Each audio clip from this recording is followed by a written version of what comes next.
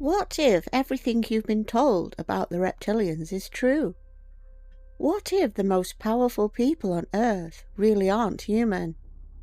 What if they've hidden themselves in plain sight for thousands of years, manipulating governments, controlling banks, starting wars, and shaping civilization itself? Millions of people genuinely believe this. According to the theory, a race of shape-shifting reptilian beings exists alongside humanity.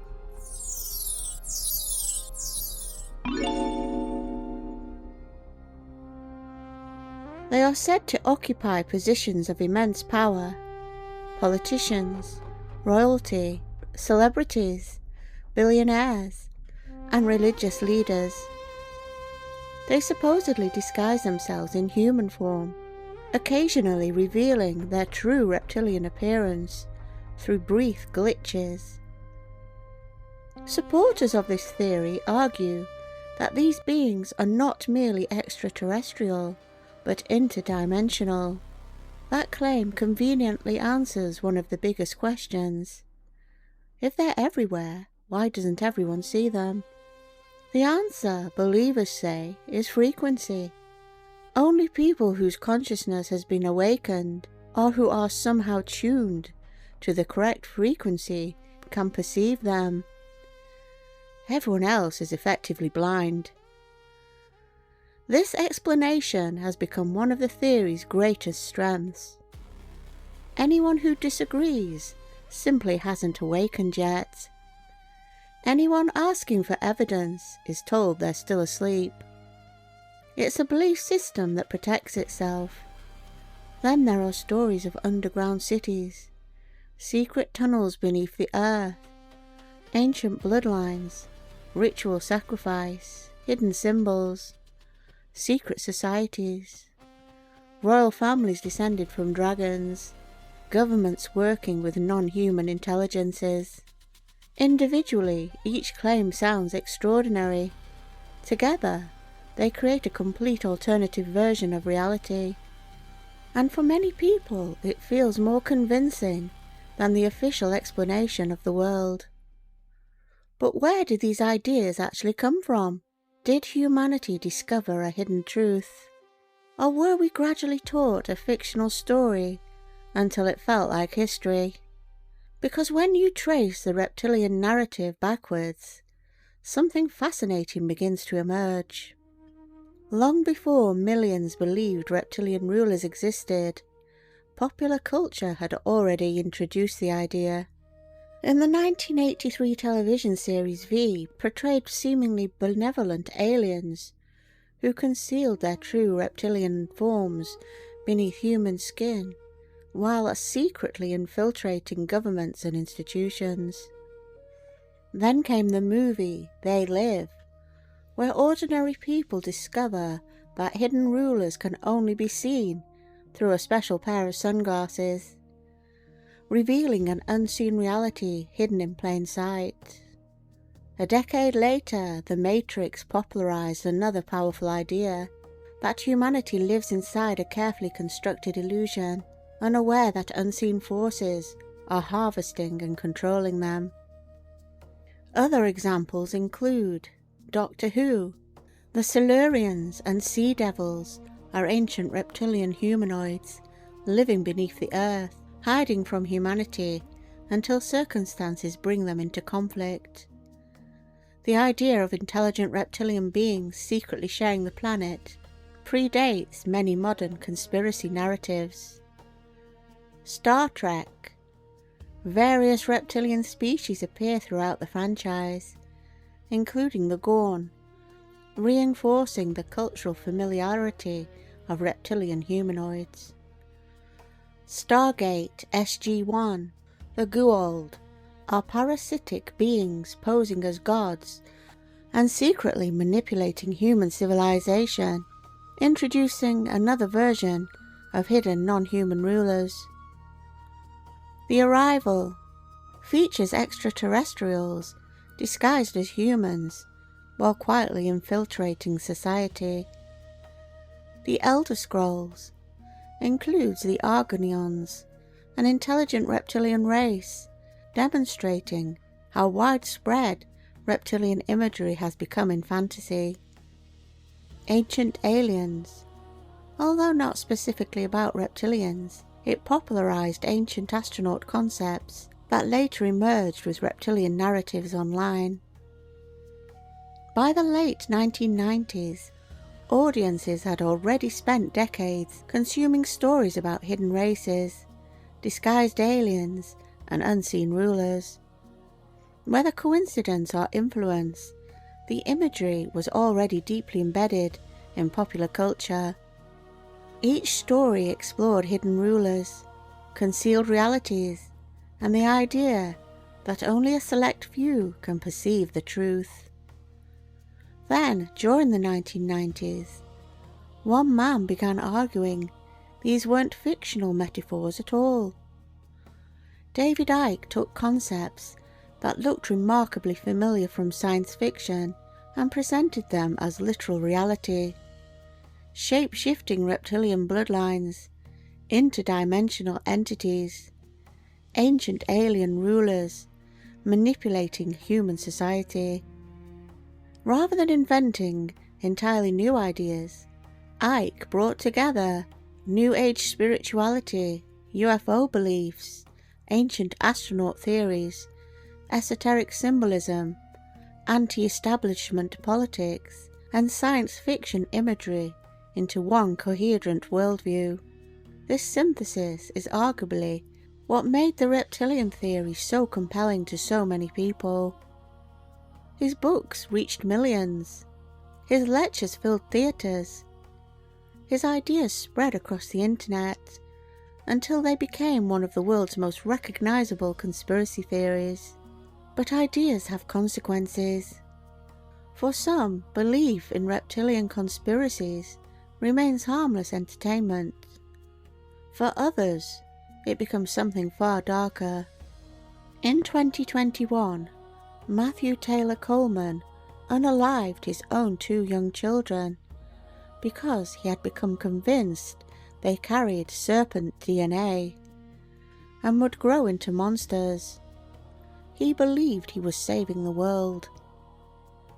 For most people, the reptilian conspiracy remains exactly that, a conspiracy theory. Some find it entertaining. Others see it as an alternative explanation for world events.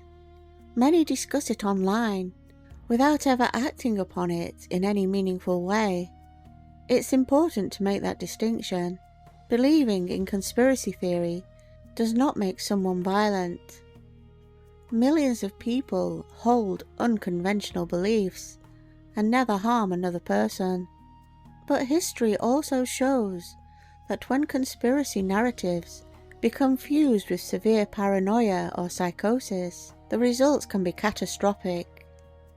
Perhaps no case illustrates this more tragically than that of Matthew Taylor Coleman. Coleman appeared outwardly to be living an ordinary life. He was a surfing instructor from California, married with 2 young children. Then, during the COVID-19 pandemic, family members later described dramatic changes in his behaviour and beliefs. He immersed himself in online conspiracy material, including QAnon and theories involving hidden elites, secret plots, and what he described as serpent DNA. According to court documents, Coleman became convinced that his wife possessed reptilian or serpent ancestry, and that his 2 children had inherited this bloodline. He believed they would eventually grow into monsters who would threaten humanity. To him, this wasn't a metaphor, it wasn't a symbolic belief, it was reality.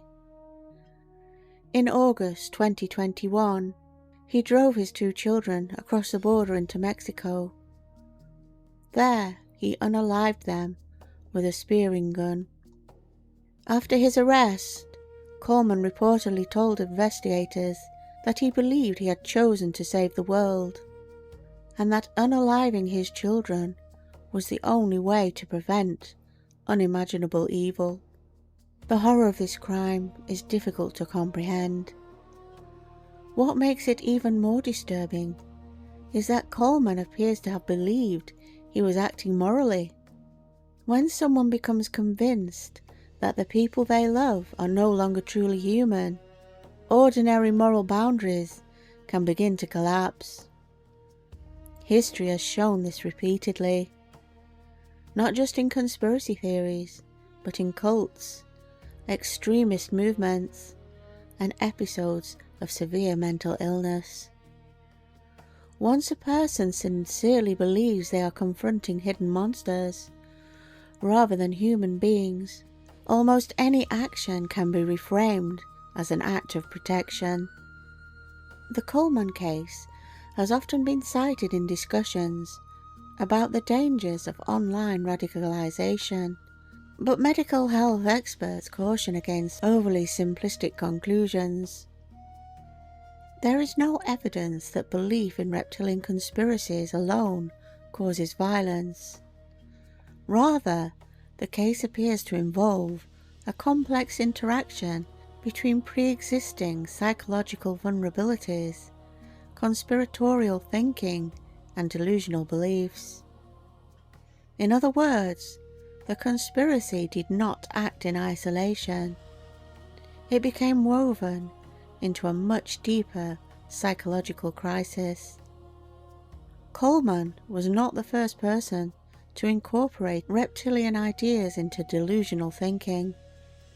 Psychiatrists have documented numerous cases in which individuals experienced psychosis or severe paranoia came to believe that family members, neighbours, or public figures had been replaced by demons, aliens, reptiles, or other non-human entities. The specific identities change with culture and technology. Centuries ago, people spoke of witches, later demons. In the 20th century, extraterrestrials. Today, some people describe reptilian shapeshifters. The underlying psychological mechanisms often remain remarkably similar, even as the stories themselves evolved. Researchers have also observed that modern conspiracy theories can become incorporated into existing delusions because they provide ready-made explanations for frightening experiences. Someone struggling to make sense of overwhelming fear may encounter a complete narrative online, one that explains why they feel watched, why the world seems unreal, or why people around them suddenly appear different. Every unexplained event becomes another piece of evidence. Every disagreement becomes proof that others are still asleep. Every request for evidence is interpreted as further confirmation that the conspiracy is working. This is one reason some psychologists describe certain conspiracy systems as self-sealing. The belief itself contains explanations for why contrary evidence should be rejected. If no evidence is found, it has to be hidden. If someone disagrees, they have been deceived. If predictions fail, the plan has changed. The theory adapts, preserving itself against almost any challenge. None of this means that everyone interested in conspiracy theories is mentally ill. Far from it, most are not. Nor does it mean governments, corporations, or powerful individuals never deceive the public. History contains many genuine conspiracies that were once dismissed before later being proven true. The critical difference lies in evidence. Healthy skepticism asks, what supports this claim? Delusional thinking often begins with the conclusion and interprets everything else through that lens. This distinction matters because ideas have consequences, not simply because they can be true or false, but because they shape how we see other people. If we begin to view neighbours, family members, or political opponents as less than human, as demons, monsters, or shape-shifting creatures, We risk crossing a line that history has shown can have devastating consequences. Around the world, delusions built around reptilians, demons and witches have contributed to acts of violence, paranoia and devastating family tragedies. When people genuinely believe monsters are hiding behind human faces, almost anything becomes justifiable. The danger isn't that most believers become violent, they don't. The danger is that when someone already experiencing severe paranoia or psychosis encounters a belief system that teaches monsters can hide behind human faces, the consequences can become catastrophic. Mental health professionals have documented cases where delusions incorporate contemporary conspiracy themes, including reptilian beliefs, demons, or implanted devices. The conspiracy usually becomes part of an existing psychotic belief system rather than causing the illness itself. Online communities can reinforce delusional beliefs through constant validation. Some individuals experiencing paranoia increasingly interpret family members as non-human or possessed, which has contributed to tragic acts of violence.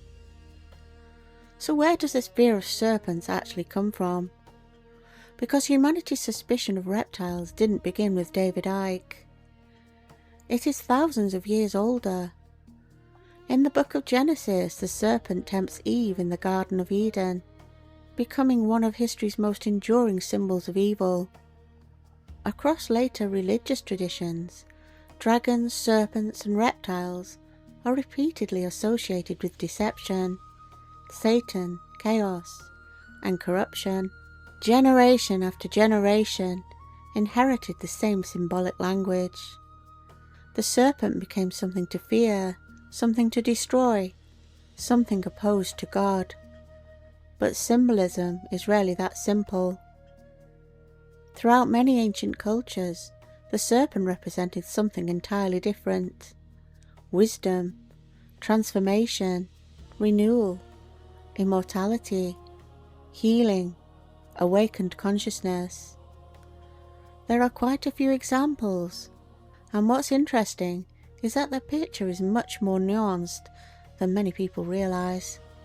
While later Christian tradition often associates serpents with evil, the Hebrew Bible and other religious traditions use serpents in both negative and positive ways. Here are some of the most significant examples. The serpent in Eden, Genesis 3. This is the most influential example in Western culture. The serpent tempts Eve to eat from the tree of knowledge of good and evil. Interestingly, the text never explicitly identifies the serpent as Satan. It simply describes it as more crafty than any beast of the field. The direct association between the serpent and Satan develops much later, through later Jewish and Christian interpretation. This story shapes centuries of thinking about serpents as symbols of deception and temptation. Moses' bronze serpent, Numbers 21, 4-9. This is one of the Bible's most surprising serpent stories. When venomous snakes plague the Israelites, God instructs Moses to make a bronze serpent and place it on a pole. Anyone bitten who looks upon it is healed. Rather than representing evil, the serpent becomes a symbol of divine healing. This later becomes important because in the New Testament, Jesus compares himself to the bronze serpent. Nehushtan, 2 Kings 18, 4.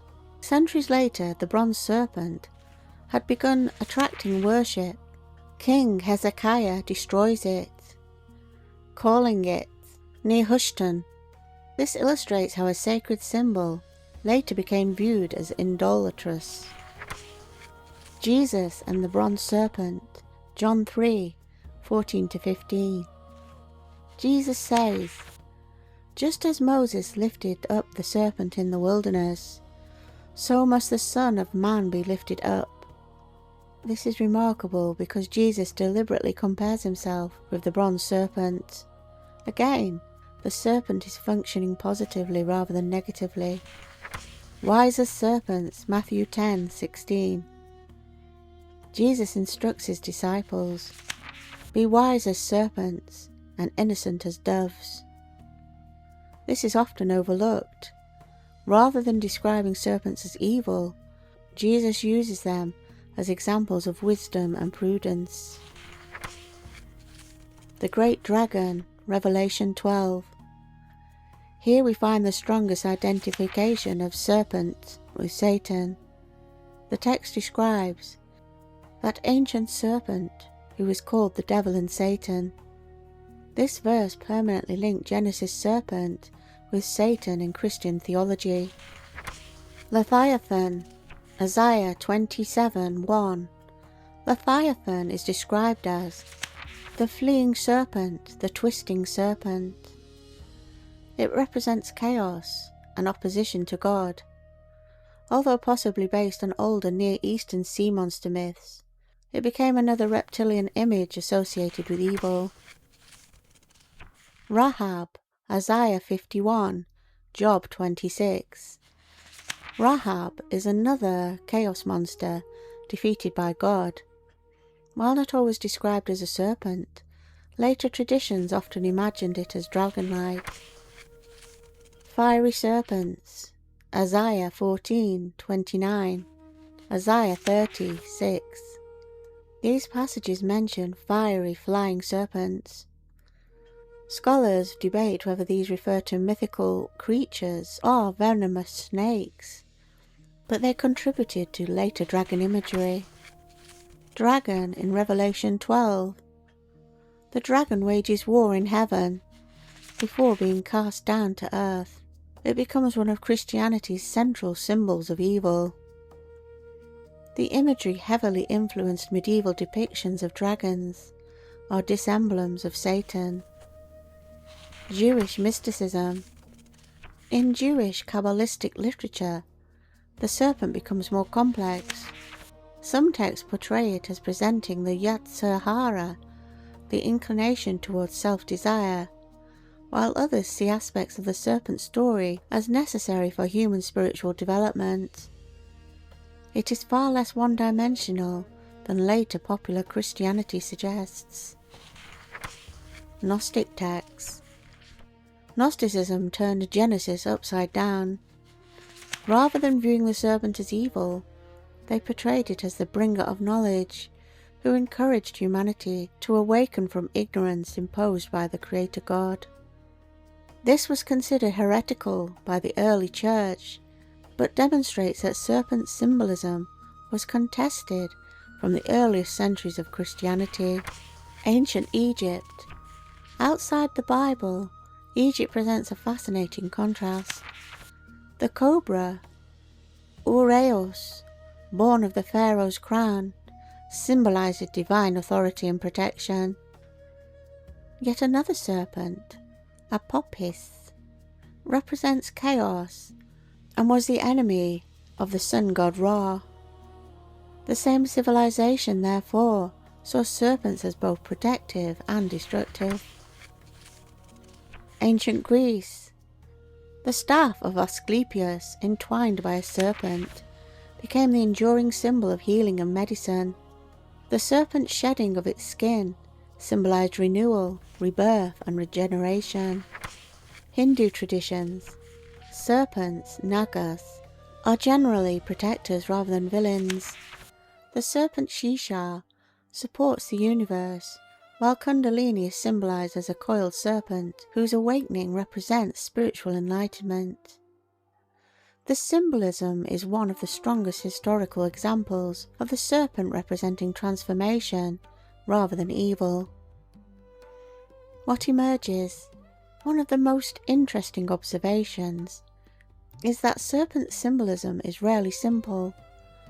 Across many traditions, serpents are associated with wisdom, hidden knowledge, healing, renewal through shedding skin, immortality, divine authority, spiritual awakening, chaos, deception, death, evil. That makes the serpent one of humanity's most symbolically rich creatures. Rather than always representing evil, its meaning depends on the religious and cultural context. Certain families now labelled reptilian bloodlines, or serpent bloodlines, have used serpent symbolism for reasons that have nothing to do with shape-shifting aliens. The serpent represents illumination, the awakening of consciousness, what many traditions describe as the rising of Kundalini energy, the symbolic serpent ascending the spine during profound spiritual transformation. This raises an uncomfortable question. What if the serpent wasn't originally a symbol of evil? What if it represented knowledge, freedom of thought, the ability to awaken beyond imposed belief systems? If that were true, then demonizing the serpent would achieve something remarkably effective. It would cause generations to fear the very symbol associated with awakening, because people who think freely are difficult to control. People who never question inherited beliefs are much easier to manipulate. Perhaps that's the real story. Not shape-shifting reptiles, not interdimensional aliens, but a symbolic language that has been misunderstood, reinterpreted, and weaponized over centuries until mythology became mistaken for literal history. If that's true, then one of the internet's biggest conspiracy theories may have been built upon one of civilization's oldest misunderstandings. And if people can be persuaded to fear symbols, imagine what else they can be persuaded to believe. I'm hoping this will be the last video I'll ever have to make about reptilians. Not because the subject isn't fascinating, but because once you follow the evidence back to the origins, the myth begins to explain itself.